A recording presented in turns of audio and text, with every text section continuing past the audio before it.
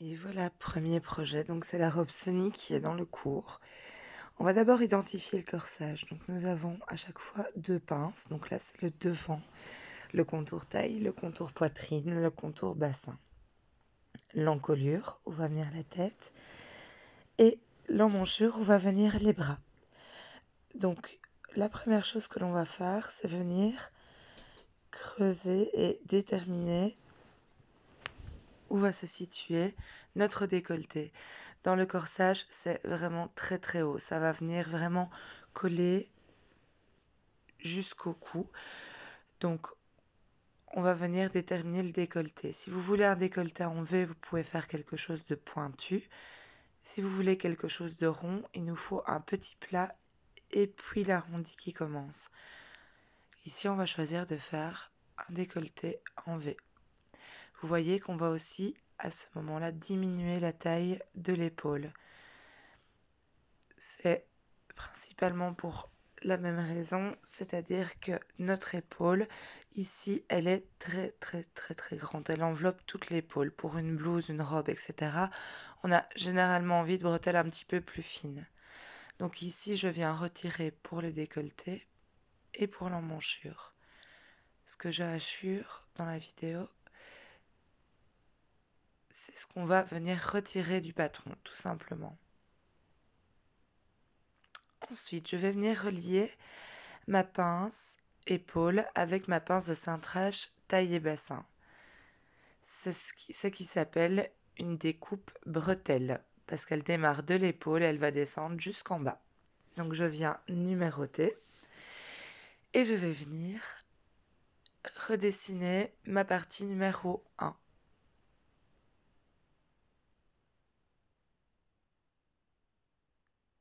Je redessine bien tous les éléments sauf le décolleté d'avant. Donc je redessine bien le nouveau, ce qui est assuré, on n'en a plus besoin. On va évidemment recalquer le tour de taille, le tour de bassin, etc.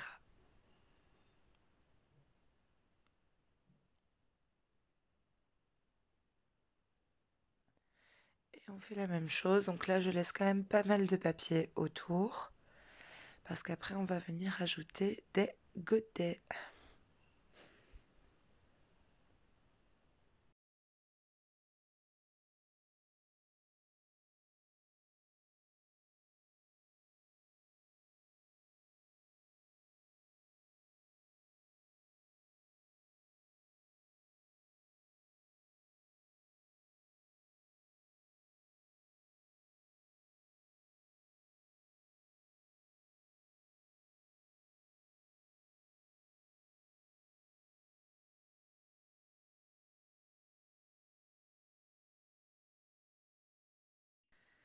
Voilà, donc maintenant qu'on a tout décalqué, on va venir ajouter des godets, comme pour la jupe. Vous allez me dire, la taille, etc., c'est pareil que pour la jupe, ça dépend des goûts.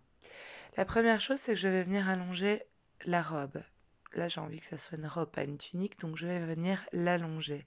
Vous l'allongez de la taille que vous souhaitez. C'est une valeur X qui va dépendre de la morphologie de chacun. Ensuite, moi, je vais ajouter des godets qui démarrent de la taille, mais qui viennent vraiment s'élargir à partir du bassin.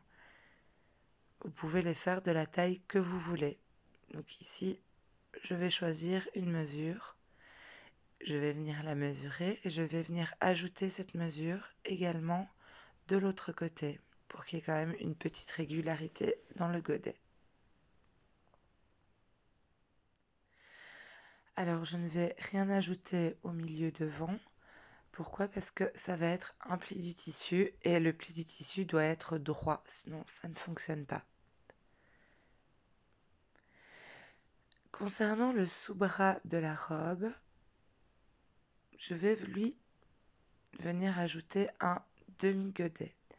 Pourquoi? Parce que si je fais la même chose au dos, on aura vraiment quelque chose une ampleur qui est bien répartie avec un demi-godet de ce côté-là.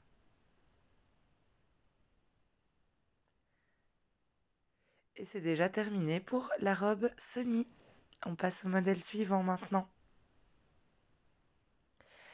Le modèle suivant, c'est un modèle assez droit, assez classique, mais toujours très efficace. Donc je reprends ma base de corsage.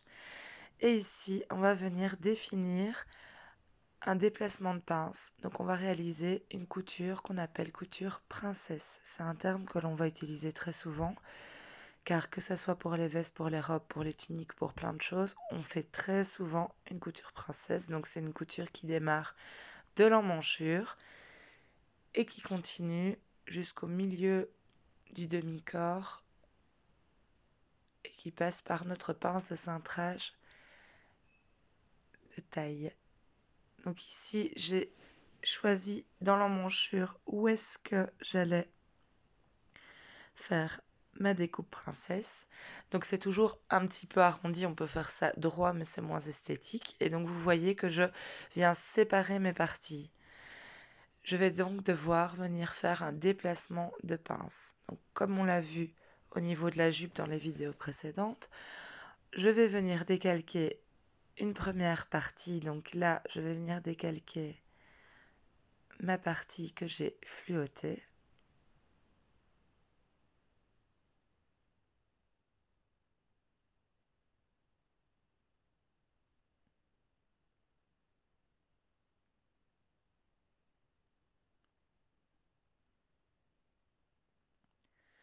Et on vient bien dessiner l'arrondi. Donc là, vous pouvez un petit peu tricher de quelques millimètres pour que l'arrondi se fasse le mieux possible. Ensuite, on va venir décalquer la deuxième partie un petit peu plus loin.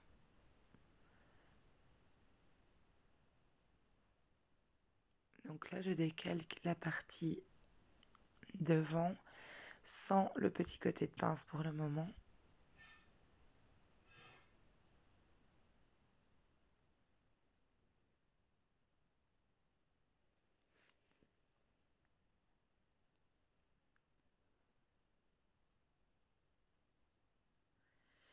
Et donc maintenant, le principe va être de venir redécalquer la deuxième partie sur la première. Donc c'est vraiment un simple déplacement de pince.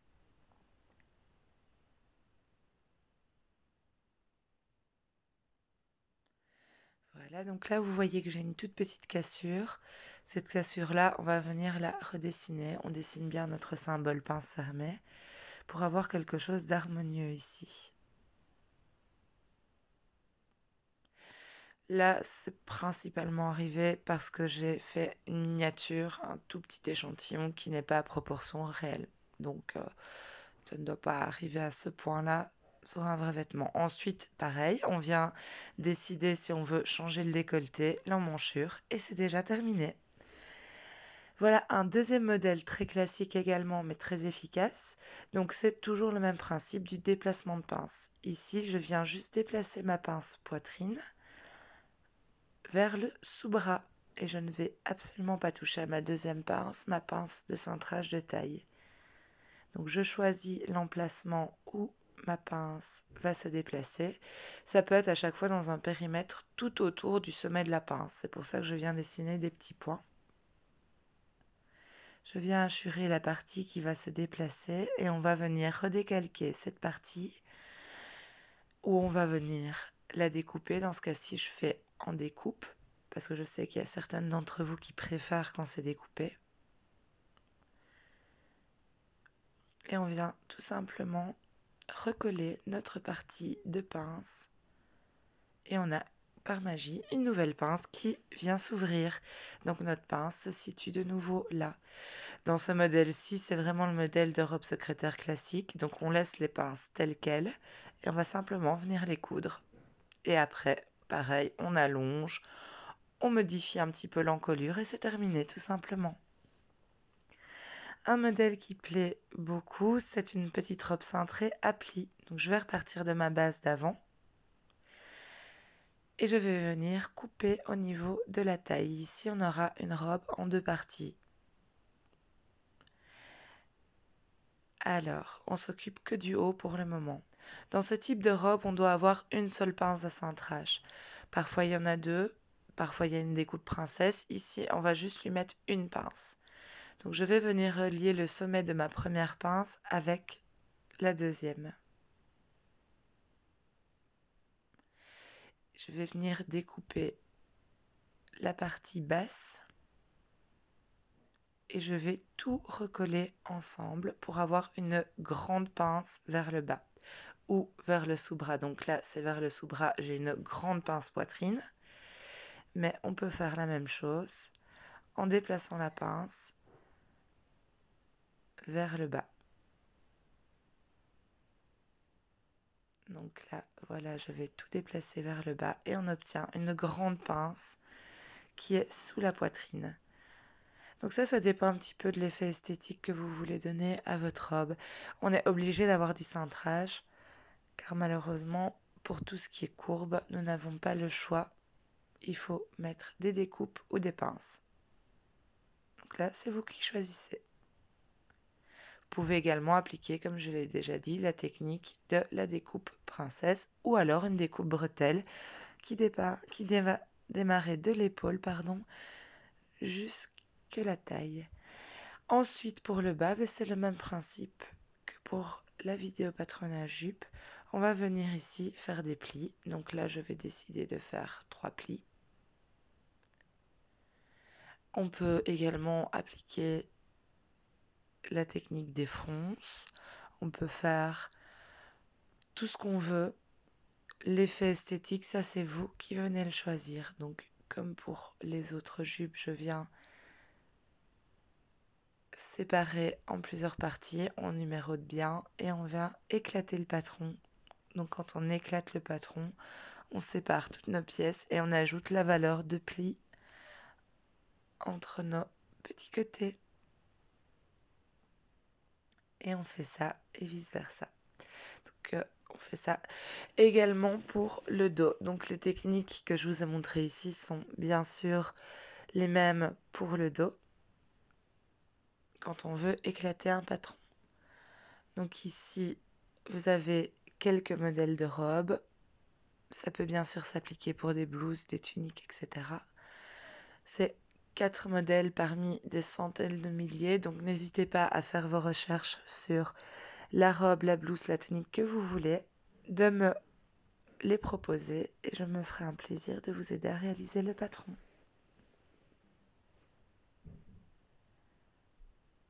Et c'est déjà la fin de cette vidéo. Je vous dis à bientôt pour de nouvelles aventures. Bisous bisous.